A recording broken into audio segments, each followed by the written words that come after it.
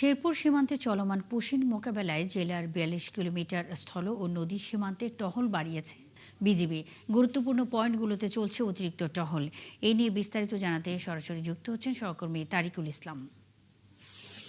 তারিকুল, সীমান্ত পরিস্থিতি এখন কেমন রয়েছে? পুশিনের বিষয়ে বিজিবি সদস্য ও স্থানীয়রা কি বলছেন?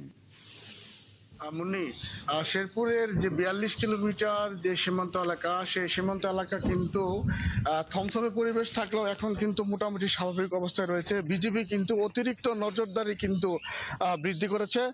বিজিবি কিন্তু সাধারণ মানুষকে সাথে নিয়ে বিভিন্ন ধরনের প্রচারণায় অংশগ্রহণ করছে। বিজেপি কিন্তু সাধারণ মানুষদের এই ব্যাপারে সচেতনতা করছে এবং তাদেরকে কিন্তু নানা ধরনের যে বিজেপি পুশিনের ব্যাপারে সচেতন করছে।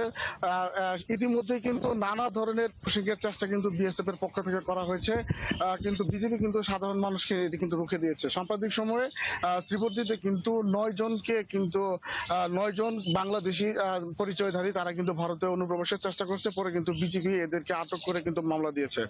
সর্বশেষ আমরা বিজেপির সাথে কথা বলেছি। বিজেপি আমাদেরকে যেটা জানিয়েছে যে বর্ডার নিরাপত্তা রাখার জন্য তারা কিন্তু সর্বোচ্চ নিরাপত্তা দিয়ে যাচ্ছে এবং সতর্ক অবস্থানে রয়েছে। যে কোনো ধরনের পুশিং এর ব্যাপারে বিজেপি কিন্তু সাধারণ জনগণ তাদেরকে নিয়ে কিন্তু এটা প্রতিহত করবে।